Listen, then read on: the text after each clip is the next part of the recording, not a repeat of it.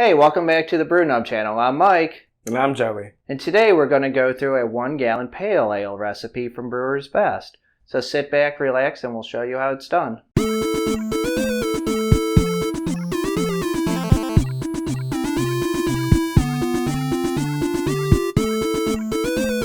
Okay, so for today's episode, we're going to be using a few ingredients. We have your cheese stock, your dry ale yeast, your priming sugar. We also have 3 different types of hops. One of them is called, I hope I pronounce this correct, Chinook, Columbus, and Lemon Drop. And then we have 3 different types of malts, your dry malt extract, your crushed Cara red malt, and your light spray dried malt. So for today's episode, we're going to need a few instruments.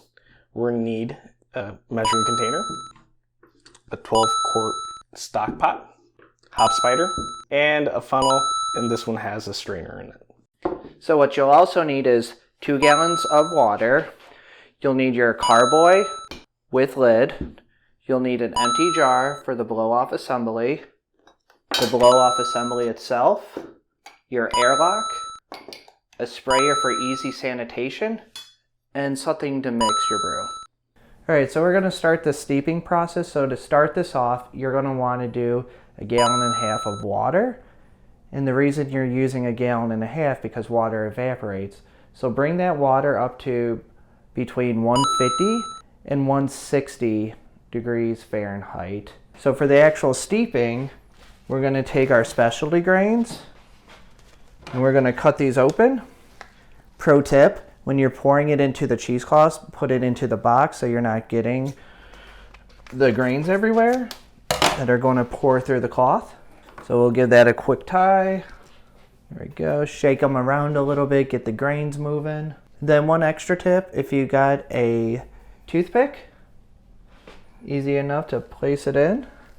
Put this on the side so you're not digging through it within the hot water. And then lastly, you're going to want to let this steep for about 20 minutes. Make sure you check every few minutes so that the temperature is not going over that 160 because you're not going to want to release extra tannins. Okay, so it's been 20 minutes for our steeping process.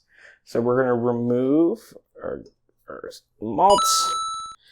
And what we're going to make sure to do is not to squeeze these because we don't want any extra tannins in there.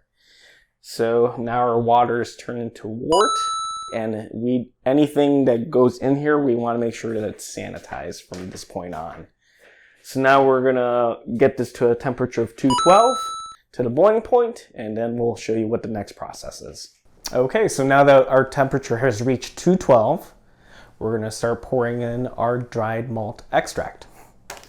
So we want to make sure that we sanitize our stirring spoon, and then we want to make sure that we pour this in slowly because we don't want anything sticking to the bottom.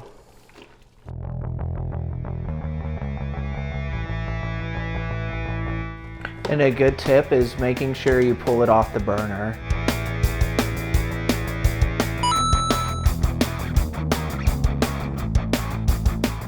Okay, so now that we've poured in our dried malt extract, we're going to put it back on a burner and raise it to a temperature of 212 because it will lower. So this is now going to cook for 1 hour, and within the first 15 minutes, we're going to put in our first set of hops.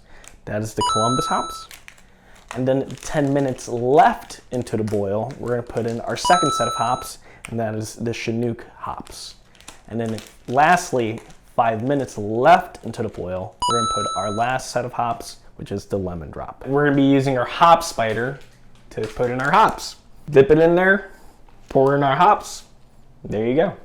Okay, so now we're going to put our pot into an ice bath, and we're going to reduce this down to a temperature of 70 degrees. And the reason we want it down to that temperature is because we don't want to kill the yeast. Alright, so we're ready to pitch the yeast. So Joey, let's get the wort and pour it in the carboy.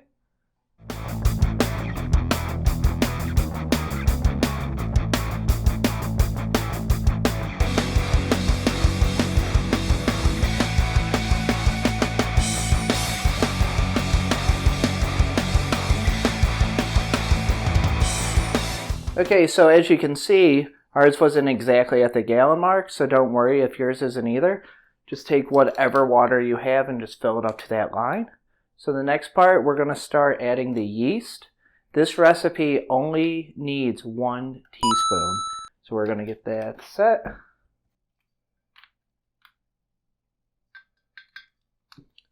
And we're going to spray off the lid. And then we're going to shake this for 1 minute. Now what this is going to do, this is going to be the aeration, which is going to allow the yeast to multiply. Try not to go over because it can cause oxidation. So Alexa, timer, 1 minute.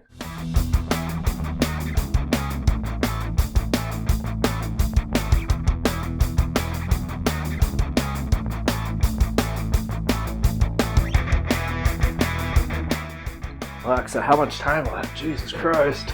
So now that you pitch your yeast, the point of that was so that the yeast can eat up the sugar, which will then take your wort and then make it into alcohol. So now that that's done, we're going to go set up our blow-off assembly. We're going to have the blow-off assembly set for 3 days, which the reason you want to do that is that CO2 will start releasing.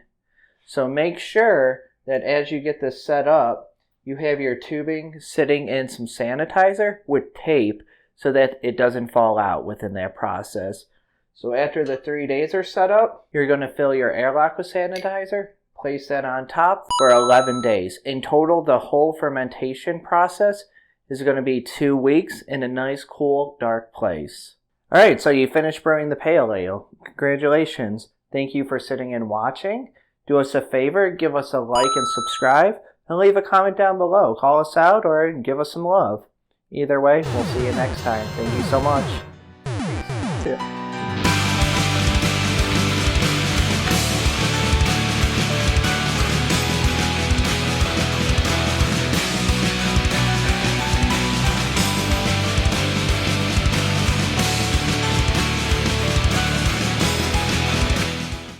Marker. Action.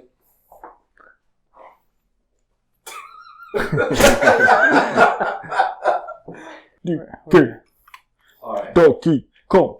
Hold on. Sorry. Okay. I wanted to spray stuff off and I noticed this was empty. So Alexa, timer 1 minute. You, Alexa.